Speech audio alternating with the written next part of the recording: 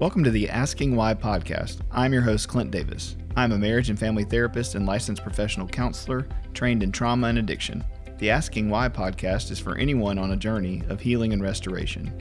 If you are searching for answers to life's questions and want to learn more about root causes from a psychological and theological mix, this show is for you. In this podcast, myself and a co-host from Clint Davis Counseling and Integrative Wellness will interview guests on a wide range of topics in order to get down to the heart of the problems facing our world and understand why things happen and how to change the world and ourselves for the better. Want to learn more tips and tricks to living a healthy lifestyle? Visit us at Clint Davis Counseling and Integrative Wellness on Facebook and Instagram. If you want to meet our staff or book a speaker, go to clintdaviscounseling.com. Thanks for listening and be sure to subscribe today. Putman Restoration is a proud sponsor of the Asking Why podcast. Putman Restoration specializes in commercial disaster services, including water damage, fire, smoke, mold, and storm. Their goal and desire is to get your properties up and running as soon as possible after disaster strikes. Hospitals, schools, hotels, and large municipal buildings. Malls, churches, and large commercial properties are their specialty. Managed properties nationwide? No problem. Putman Restoration services their clients nationwide. They are strategically partnered with elite restoration companies throughout the U.S. and Canada, giving their clients resources during disasters where normal companies would be tapped out. Trust the professionals at Putman Restoration when disaster strikes. Visit them online at www.putmanrestoration.com or give them a call at 318-453-5029. Welcome to Asking Why podcast. I'm your host, Clint Davis, and we're on episode 61. Thanks for joining us today. It's just going to be me, and I'm just going to take a second to talk about here in America. We have had another school shooting, and we've had several shootings happen in the last couple of weeks, and there's a lot going on with that. There's been a lot going on with that for years in our culture, and as somebody who works with trauma all the time and works with families after personal injury and after death of children and after death of family members, whether it's shooting or murder or violence, I see it all the time. And so I'm just going to try to have a decently nuanced conversation about this because I tend to see in the media just talking points on different sides with agenda. And so I'm going to try to talk about it as best I can and take the risk to try to talk about it and just externalize some thoughts that I wrote down this morning because I think all of us are trying to figure out what to do and how to feel and how to live in a world where there's all this stuff going on. So first, I just want to say, man, my heart goes out to the parents of these children. I think 19 so far have passed away, with a couple of adults. So this was in Texas. I'm at a school, elementary school. Apparently an 18-year-old boy came in, and I'm going to say boy because the media has been saying an 18-year-old man, but I tend to think of this guy after looking at his pictures and seeing his Instagram post. You know, he's a child. He's 18. Yeah, he's legally a man, but emotionally, developmentally, he's just a baby. That's a whole nother podcast I'm going to do later on manhood and transitioning manhood from kids, but like, you know, the media says it's a man, like it's a 40-year-old guy who came in and shot up the school. But I think this guy was like either just graduated or still in high school. So he's just a kid. You know, I think about going to Afghanistan when I was 19, turned 20. And I look back on there and he was, you know, I was just a baby. I mean, I was just a little kid, didn't know any better, didn't know what I was doing. And I see this kid in this picture and he just looks so young. And so I just, you know, this kid goes in and obviously did a horrific, terrible, malicious, crazy. I mean, you could use all the adjectives and verbs and whatever you want to describe it, but it was horrible, right? And there's something about a nonsensical, crazy, violent act like this that just is disturbing to all of us. I know I was in the gym this morning listening to some music and working out, and just one of the songs came on sad. I was thinking about this, and I'm like about to cry in the gym. And of course, it's all over the news, all over the media. But I think about these parents who are, you know, right now, you know, picking out a casket, trying to write a eulogy, comforting their friends and their families, and I mean, just my heart breaks for each one of those parents and the teachers and the kids and just the community around, and then the state of Texas and just what they're trying to figure out and the governor's trying to figure out and And then outside of that, it bleeds into all of us. It bleeds into our cultures and our countries. I mean, our states, and it's just so confusing. And so, at first, I just want to say, that's really where my heart's desire is to grieve and lament with those families and be praying for them, and we all should do that. But to pray for something that we're not going to do anything about, it's just, we can't just pray. I mean, praying's great, but we have to figure out what to do. And so I want to have a conversation today about, what can we do if you're sitting there listening to this podcast, and I'm trying to figure this out myself and challenge myself, and what can we do? So I hope we can get to some answers. One of the things is that, we're all in a little bit of shock. We continue to just, kind of reel back from the horribleness that life can give us. And these shootings have been happening since Columbine to Sandy Hook. I mean, we've had these shootings in the media, and they blow up, and we get really upset about it, and we cry about it, and we post on social media about it, and we try to push for action to be done. But I don't think many of us, at least I don't know I don't know a lot about what can be done and what it should be done. We've had shootings in grocery stores and churches and in mosques, and some of them have been, hate crimes on racistly or religiously, and some of them have just been like this shooting. A Hispanic boy shot up a Hispanic school, same ethnicity, same culture. And so when these things happen, they rock our worlds, and we have to make sense of them, and our sense of safety and security is completely out of whack. And we've had shootings in the city of Shreveport here recently, in neighborhoods that many of my friends I used to live in and walk in, and these shootings happen, and a stray bullet flies through a window and kills a teenager. And we respond with grief and anger and all over the spectrum, but what to do about it, it's hard to find in the midst of all the information, in the midst of all the fear and anger and emotion. And so, one of the things that I think is devastating is our own sense of frailty. That man, it can just be any one of us at any time, and the answer to that's yes. And we could take that and run with that. Like a meteor could hit the earth and end it tomorrow. I mean, that's kind of how we should live our lives according to Scripture, is that we take one day at a time and we live one day at a time to its fullest, knowing that tomorrow is not promised. But we can't stay in that space anxiously in fight or flight. And that's what's happening, right? We see these things on the media, and everybody's in fight or flight, all of us. And so people go to their keyboards and go to their podcasts and go to their things and blast out what should be done and rant and rave. And where we're at right now is just so divisive. It's so polarizing. I saw, people posting online, I wish kids, were loved as much as guns in this country. And then I see the other side, posting that we should have armed guards standing in front of the schools and this kind of stuff wouldn't happen. And I see basketball coaches online asking for the senators and the congressmen to pass a law and do something for gun control. And we see all of this, and I just find myself being real confused on what's true, what can be done, and what's the actual problem. Like, obviously, none of us want to see school shootings happen, and we need to figure out a way to prevent them as much as possible. But how do we do that is the question. In the argument of gun control, and what does that even mean? What is controlling guns? I think there's like more guns per people in America. And so how do we control that? Are we talking about illegal guns? Are we talking about legal guns? What are we trying to do? What issue are we trying to address? And it seems like when I look at it, and I see just different issues trying to be addressed at the same time, and they all are issues that need to be addressed, but they're not. We don't need to pit them against each other. We don't need to make one different than the other. But that's where we're at. That's what sells. That's what pushes us. And we live in this unique time where, real journalism is gone.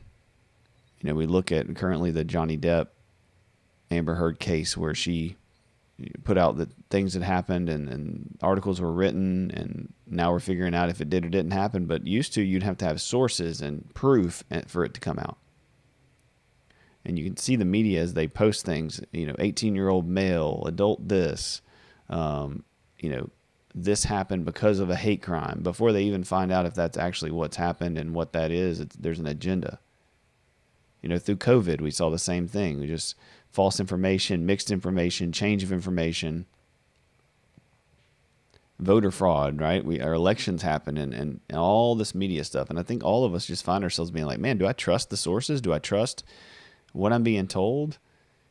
But when we get in fight or flight and we get passionate about these things, we just take whatever sounds good and reasonable in the moment. We post it, we say something about it, we get up in arms. And that, I just think that adds to the confusion and the frenzy. And I get it. We have these kind of responses. We want to fix something, or some of us just turn it completely off. We just check out. We go, I can't do anything. That gun control is too big of a problem. School shootings are too big of a problem. So I'm just not going to happen here, not going to happen to me. And we shut it down. Or we become very vigilant about it and we start, posting and ranting and raving. And I'm not sure, I'm not saying either one of those is wrong. This is what I see. And I see again and again the same political manipulation and agenda on both sides. Just going before Congress or going before the Senate or going for the House or whatever, and just the videos that I'm seeing on both sides are just so biased. I don't know what the answer is. My best friend called me this morning on the way back from the gym, and we were talking. He was like, "Yeah, I hope that maybe our school should do some active shooter drills." And I'm like, I was on the opposite side. I'm thinking, I really hope my school doesn't do active shooter drills. Like, I feel like that's unnecessary. And so I said, hey, well, tell me why you think that's a good idea. I want to learn maybe I'm missing something. And so we had a conversation and I feel like that's what we're lacking. It's like somebody says something on the opposite side of what you think. And instead of us asking questions and learning and seeking advice and trying to figure out what about that might be true that we could add into our way of thinking and find a middle ground, we just get mad and say that's ridiculous. And I get that. I mean, it's an emotional reaction. But is there a middle ground? Can we figure this out? The first thing we have to do is grieve and lament and see each other and these families and these kids as our families, as the children of God that He has made, that He loves, and that this broken world is chewing up. And we have to be motivated by that, whatever it is. We have to see the other people on the other side of the aisle or the argument as giving them the benefit of the doubt that they don't want this to happen either, and that they're trying to find their way in their culture and their worldview to solve this problem. And so when we see them as on the same team with a different agenda, then we can work together and have conversations. And that could be the person in your church, that could be the person at your job, that could be the person, your family member who lives in another state. But we have to, as Christians, unite and not be divisive in our conversations and not be so emotionally driven.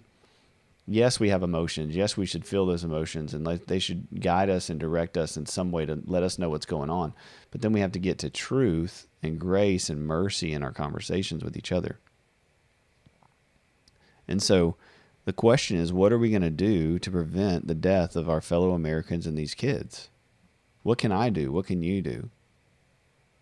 And I think that we have to, address the root causes and not just focus on the symptoms. We're literally seeing our children littered with bullet holes at schools and people in grocery stores and churches and mosques and all these places. And yet we are putting Band-Aids on bullet holes as a society. We're going, oh, well, let's do a gun law and that one thing. Let's put a check on, XYZ. But we're like, I don't know if that's the problem. Look at the leading causes of death in America. Number one is heart disease, cancer, unintentional injury, stroke, chronic lower respiratory disease, Alzheimer's, and diabetes. Those are the number one killers. I don't see school shootings on there. And so I say that because people are dying from preventable things all the time. And yet we as a society are not looking at prevention. We set up a thing that deals with the crisis, and we just keep dealing with the crisis. We keep dealing with the heart attack. We keep dealing with the cancer, but we're not stopping to go, how is this happening? How are we getting here? How do we get to these moments? And what do we do to prevent it? Well, there's certainly a problem when it comes to school shootings. I mean, there's, since 2009, 288 school shootings in the United States. 2 in Canada, 2 in France, 1 in Germany, 0 in Japan, 0 in Italy, and 0 in the UK. So this is not happening all over the world. So yes, people are violent. Yes, there's things going on, but there is a particular reason why there's been way more in America than there have been in these other countries. And we've got to figure out what that is. And it's nuanced. It's not just one thing. There are 132,853 schools in the United States, according to the census. And so I asked myself when I got up this morning and think about people sending their kids to school. It's like we're terrified to do it, but should we be? Should we fear sending our kids to school? No, based on stats, but we're going to be. We're going to be terrified. We're going to fear what we don't know. I read an article by a professor this morning that said, based on statistics and school shootings, that you would have to attend a school for about 6,000 years before you would experience a shooting, because they happen so few and far between. And that doesn't minimize the experience of the parents. I mean, it doesn't matter if it happens to one school ever. That's a horrible tragedy, and we should figure out how it happened and what to do about it. And that's exactly what I'm saying is we have to figure it out. But we can't respond based off of emotion and based off of fear. We have to figure out what the problem is and treat that. When one of these happens, we're just in so much pain that we just respond. And no, we shouldn't do nothing just because it's a low number. I think, one kid, one family is too many. But what should we do? Right? How do we protect the kids? The arguments are arm the teachers. Teach them drills, right? Teach them different drills to shooter drills, active shooter drills. We could put bars on the doors and better security systems.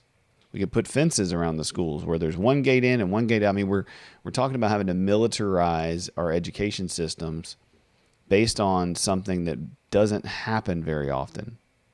It happens a lot more here than it happens anywhere else. But statistically, again, the likelihood of our kids getting sent to school and dying is very, very low. We still should be addressing it. We should be figuring out how to lower that to 0%. But the question goes, what do we do to prevent this? One side says gun control. Right? We just take away guns from everybody is an option. Right? So we could form a team of people who go door to door, house to house, and take everybody's guns and do away with all guns in America except for the government having them and except for, and that doesn't sound like a good idea. We could limit it to a very small group of people. We could make the gun control rights so small that only a very, very few people could get it, and they're the only ones who could handle weapons appropriately. They make sure they keep them locked up appropriately. They follow certain rules and guidelines, and they're the ones that have the guns. We could fund more police and units, right, to collect guns and get them off the streets. We did the war on drugs, but we can do the war on illegal guns. We could go and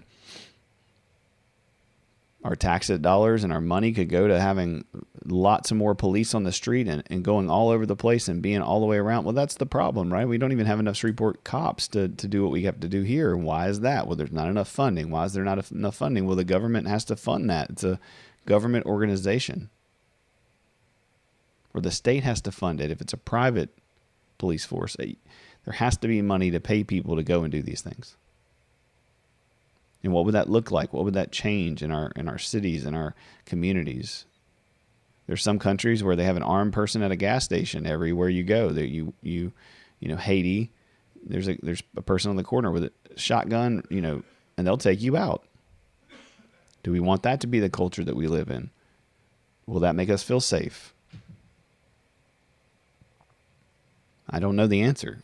These are the things that I'm seeing thrown around and argued and talked about when it comes to gun control. And they just don't seem like good options, or they don't seem like one option. And so I'm frustrated. I'm confused. I'm trying to figure it out. Right? But again, those all just seem like symptoms to me. You know, the gun itself, the gun control itself.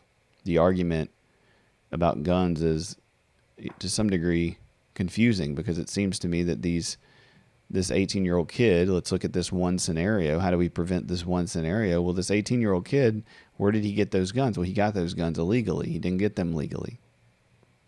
And that goes back to, well, there's guns on the street for him to get. Okay, we got to get those guns off the street. Well, how do we do that? We have to pay people to go in and police better and get, have more police to do more of that work to get these off the street. Yeah, we can do that, but I can't do anything about that. I'm not a cop. And you're listening to this and you're not a cop. You feel helpless to do anything about that. And so how do we as individuals play into this culture and help? Well, I think it starts at home. It starts in our networks. It starts in our communities. It starts in the way we raise our kids. And how do we glorify violence in America? How do we glorify war and combat? And the films we let little kids watch and the way we talk about things, like all of those things matter. Are they causes? No, but they matter.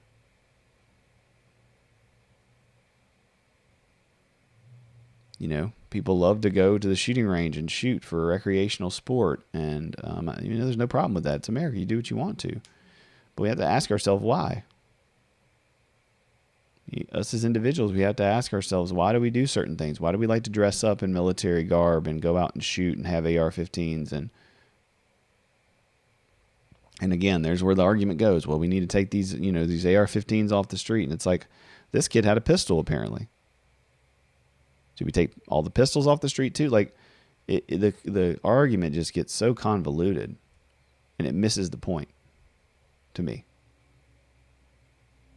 Right? As a veteran, I like guns. They look cool. I like to shoot them, but I have to ask myself why I'm going to invest that much time and energy into these things. Like, do I keep some for self-defense? Do I keep some to protect my home and my family? We have that right in America. That's an important right. And I don't think that should even be the argument. Of course, people who are healthy and who are using weapons appropriately and guns appropriately should have them and keep them. It seems like to me what the question is, how do we deal with the illegal stuff? How do we get illegal guns off the street? And again, the left side or the liberal side would say, well, if you like guns and, you have them in your home, you're more likely, it's end in violence. And again, all that's going to depend on the person who has the gun. And so it seems like such a mixed cultural issue on both sides. And I find myself in the middle just going, can we just be in the middle? Can we figure this out together as a community? And that's what I think we just do so poorly in America, is figure this out as a community. But if we just stop and think about this one scenario and this kid, how would we have prevented that? Well, in order to prevent things, we have to know who's doing it and who the bad guy is, right? Who's the one committing the crime. And then we have to be able to compare them to other crimes, other shootings. So we have to look at all the shootings and not just see the shooting as the issue, but see the people who committed the shootings as the issue, and figure out what are the commonalities and what are the differences. And if every one of these shootings, there's a different shooter, right, a different reason, a different history, a different background, then can we prevent that? Well, are there common threads? Are there common issues that go along with the shooting? And ultimately, I would say, yes, it's a spiritual and an emotional issue.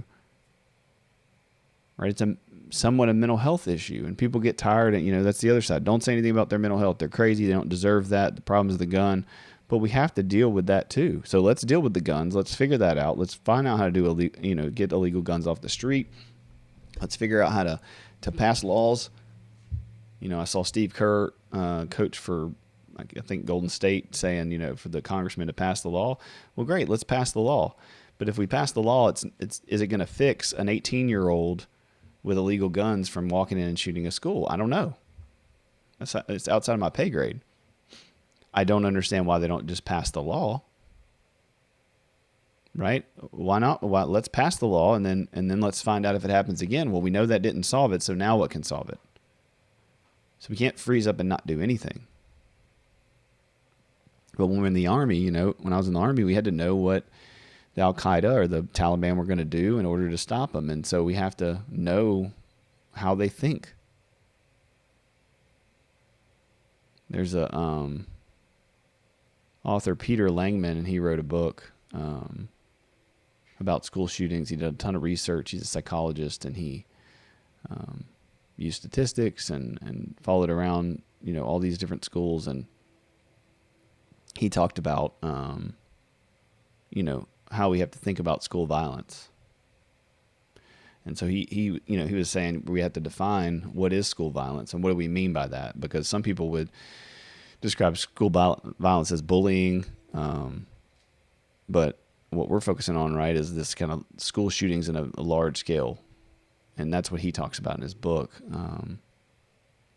And the reality is, he's the one that talked about that it's you get 6,000 years before it'll happen. And so they ask him, what are some factors that lead to kids reaching the point of becoming violent? And he said, it's not generally that it's a long, slow buildup, that people don't just tend to snap, right? He's a nice kid and he snaps. And the book's called Why Kids Kill: Inside the Minds of School Shooters. And he says there are 3 distinct types of people who commit school shootings. Right? And we have to understand that they come from different backgrounds, right? And they do it from different reasons. But he says there's the traumatized shooter, there's the psychopathic shooter, and there's the psychotic shooter. He says traumatized shooters, they come from dysfunctional families, poverty, abuse in the home. A number of them have been sexually abused outside the home.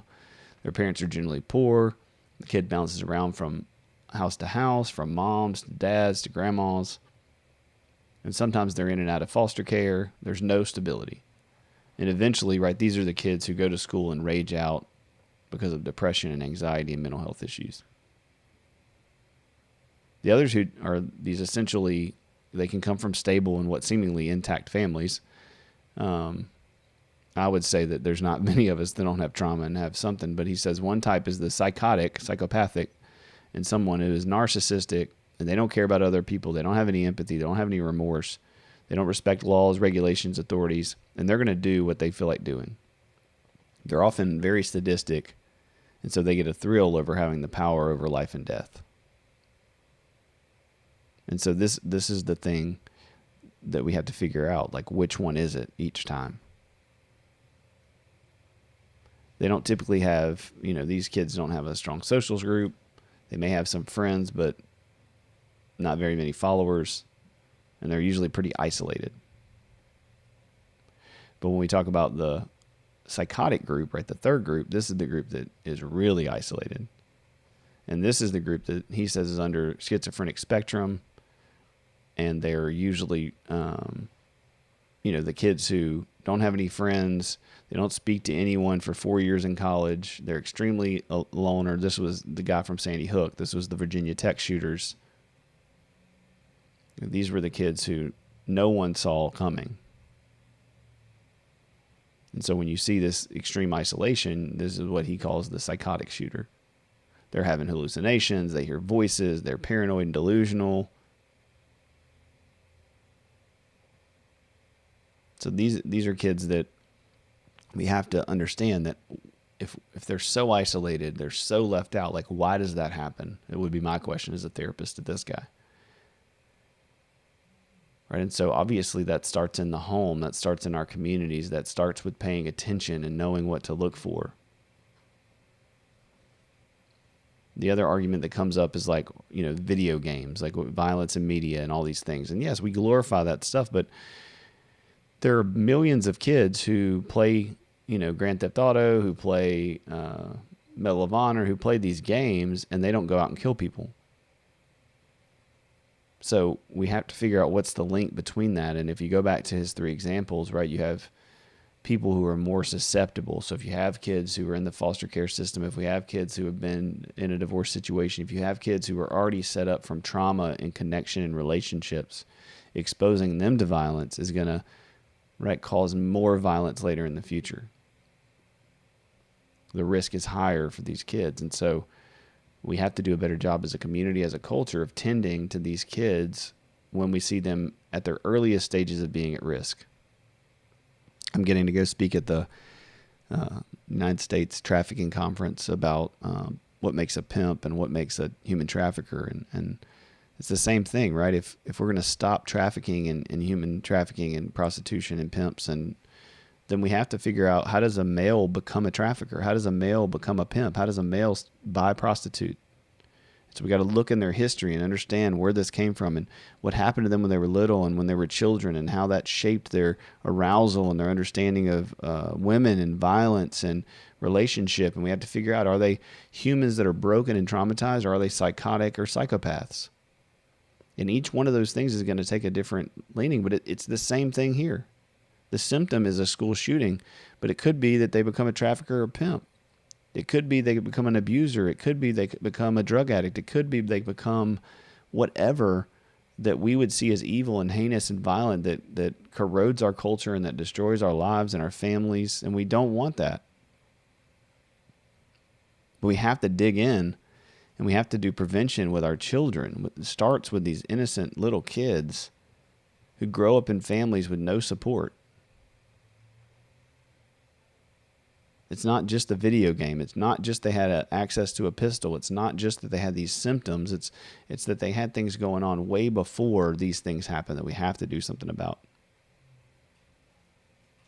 And so, I mean, obviously I'm biased as a therapist, but if we as the church, if we as a culture don't do the commandment of loving the orphans and the widows, the poor and the powerless, if we don't resource that, if we don't have accountability and discipleship within those communities, that's what we have to do to lower this risk. But again, we're lowering it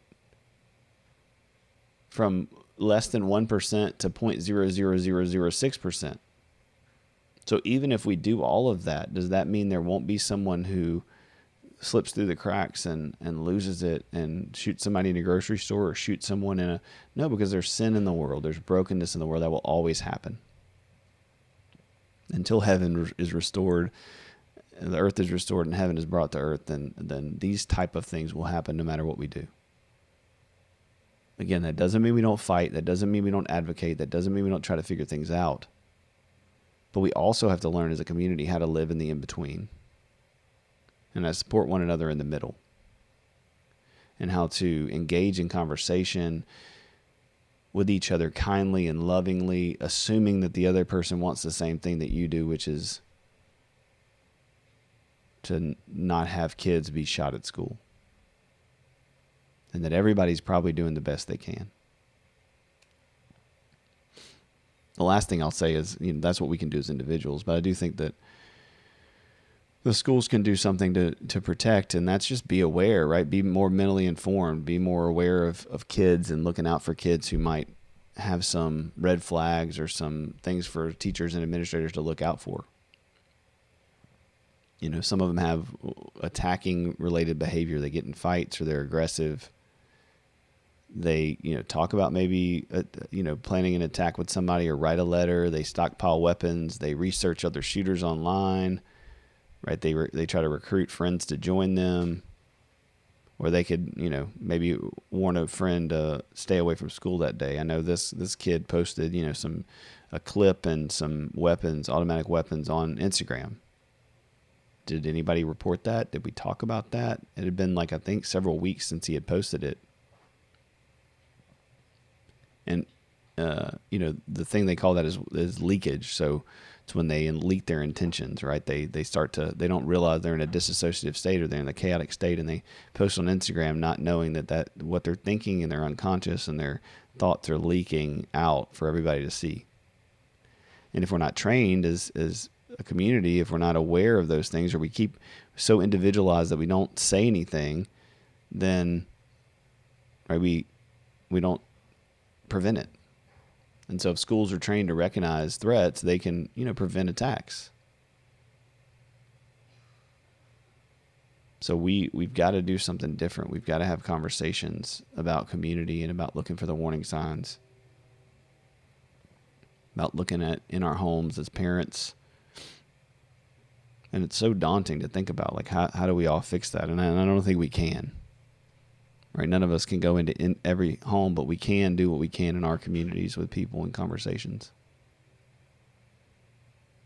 Schools can have threat assessment procedures. They can have multiple disciplinary teams. They can do, all these things this guy's writing about and saying that we can do. But at the end of the day, that's too late.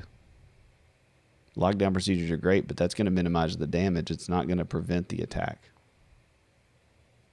And so we've got to have a community of people that are looking out for each other's children and supporting, giving different resources for these kids to be involved in, boys and girls clubs, mentors, things where they can have people loving on them.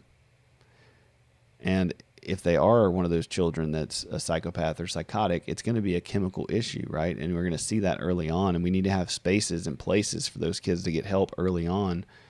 Better homes, better children's homes, better support groups, better things for them to be protected from themselves and from others before they turn 18, before they have access to all these weapons and all these things. And by the time an adult has got a weapon or an AR-15 or a pistol, and we're into the conversation about gun control, it's too late.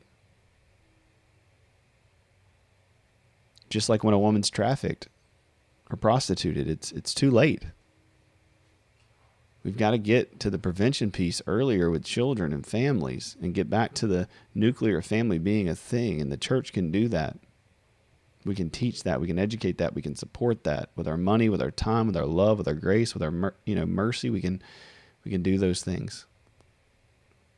We can teach our kids to be kind and not to bully and not to pick and not to push, to be inclusive, to be loving.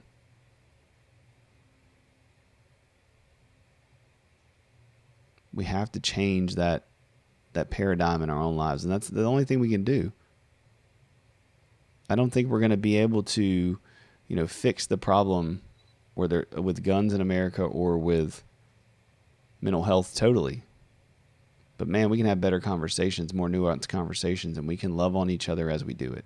And we cannot get caught up in the rhetoric and the politics and the bipartisan, we got to do this, these extreme measures on both sides. And as Christians, we can keep ourselves from posting before we know what we're looking at and what the truth is. We can keep ourselves from being antagonistic and pushing buttons on the other side and calling people names and shaming people and downplaying them because they have a different opinion than we do. What we can do is we can point them to community, and we can be that community. We can have open arms, and we can have open homes, and we can have open wallets to give and support in the areas that we can, where we feel like God's calling us to do that.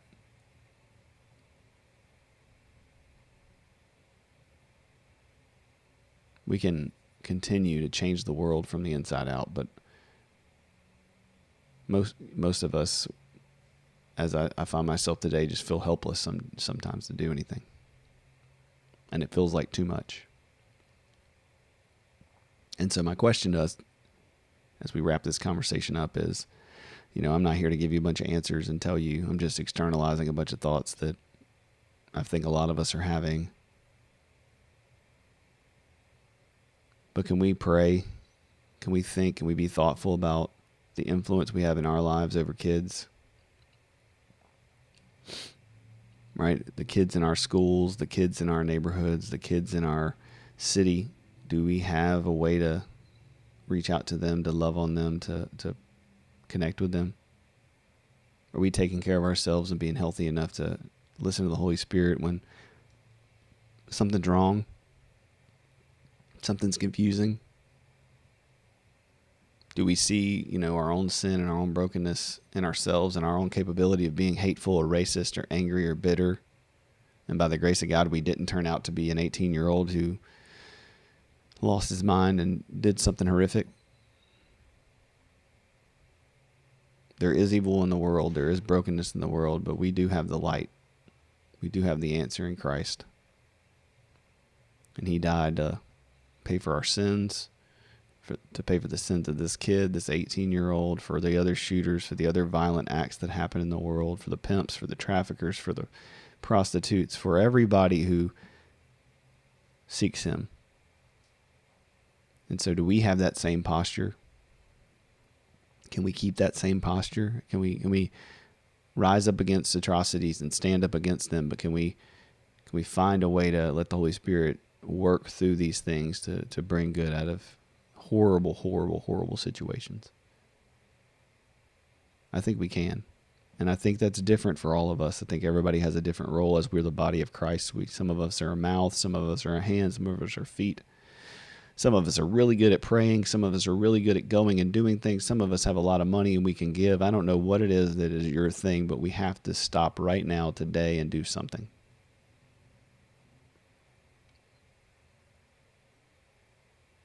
We have to find a way to support our volunteers of youth justice, or our courts, or our judiciary systems, or our boys and girls clubs, or our children's homes, or whatever is working with these children.